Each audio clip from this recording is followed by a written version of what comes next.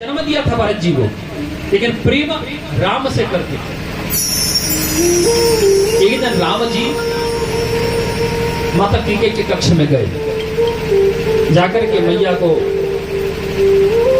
दो कथाएं यहाँ पर माता कैकेयी को बोले, माता मैं आज तू मुझे कितना प्रेम करती है। बोले राम मैं तुझे इतना प्रेम करती हूँ, अगर तू मेरे प्राण मांगेगा तो मैं प्राण दे दूंगी। अगर तू ये कहेगा कि मैया तू अपना सुहाग उजाड़ दे तो मैं अपने हाथ से तेरे पिता की यानी अपने स्वाग की हत्या भी कर सकती हूँ तेरे लिए। अगर मेरा भरत ये कहे कि मेरे राम को ये कष्ट दे दो मेरे लिए, तो मैं वो नहीं कर सकती। मैं भरत की हत्या कर सकती हूँ, न कि तेरी कर सकती हूँ। बोले तुम्हें आज कुछ मांगो तो मुझे वचन देगी। बोले मां क्या चाहिए? बोले देख लेना तेरा सुहागी भी उजड़ जाएगा, तुझे कलंक लगेगा। बोले राम तेरे लिए एक जन्म तो क्या, मैं 100 जन्म तक कलंक लेने के लिए तैयार हूँ। तू मांग तो सही, क्या चाहिए तुझे अपनी माँ से? बोले तू भरत को 14 वर्ष के लिए गद्दी मांग और मेरे लिए 14 वर्ष का वनवास मांग। माता कैकेयी रोने लगी। बोले भरत मैं ये नहीं कर सकती, राम मैं तेरे लिए ये नहीं कर सकती।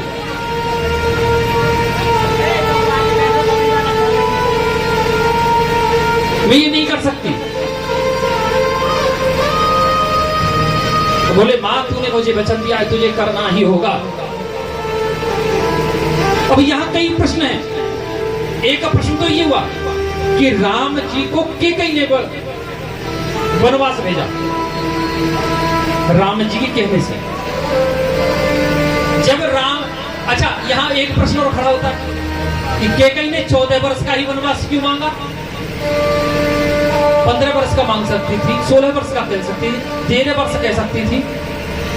कैकेयी को 7 दिन 7 रात के बाद पता चला, एक दिन को 1 वर्ष और एक रात को 1 वर्ष, एक दिन और रात को 2 वर्ष में गिनती करके 14 वर्ष का वनवास मांगा। पहला प्रश्न। दूसरा, रावण की मृत्यु में मात्र 14 वर्ष शेष थे।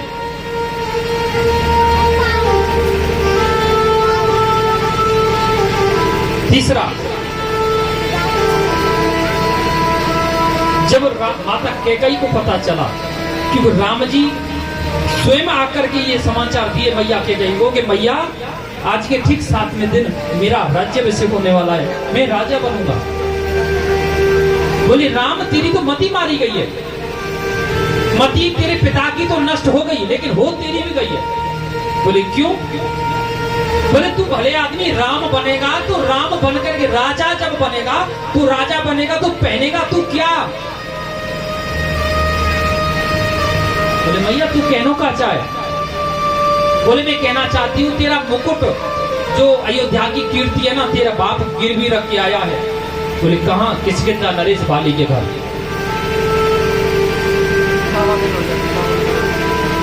बोले मेरी बात समझ में नहीं आई। बोले एक समय की बात है पुत्र, मैं और तेरे पिता हमारा दशरथ,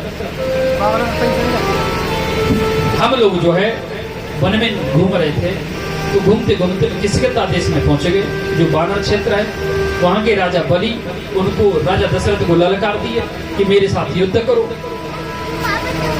जब युद्ध का नंबर आया तो राजा बाली को वरदान था, वानर राज बाली को वरदान था कि जो उससे युद्ध करेगा उसकी आदि शक्ति उसमें चली जाएगी। राजा दशरथ की आदि शक्ति उसमें चली गई, जिससे राजा दशरथ पराजित हो गए। और पराजित होने पर बाली कहा कि या तो आप अपनी पत्नी को यहाँ छोड़ के जाओ या फिर अपना राज्य गिरवी रख के जाओ। पत्नी को छोड़ते तो अपकीर्ति होती, अपयश होता। अपना मुकुट लेकर के राजा बाली के घर गिरवी रख दिया। पहले तू जा अयोध्या को मुक्त कर, उसके बाद तू यहाँ आना। तब भगवान श्री राम वनवास गए। किसकिंधा पे आपने सुना होगा, कथा में देखा होगा रामायण में कि भगवान राम बाली का वध किए।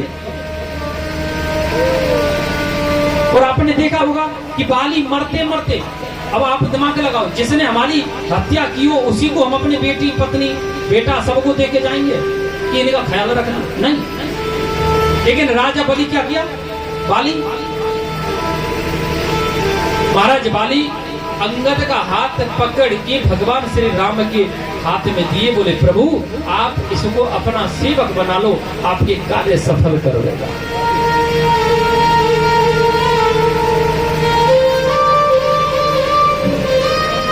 तभी वही अंगद, ध्यान देना, वही अंगद जी महाराज जब माता सीता का हरण होने के बाद जब लंका खोज होती है ना, और जब सारे कार्य होने के बाद रावण संधि नहीं करता, फिर लंका में प्रवेश भी कर जाती है राम सेना, एक बार फिर भगवान राम रावण को जिंदा रहने का अवसर देते हैं।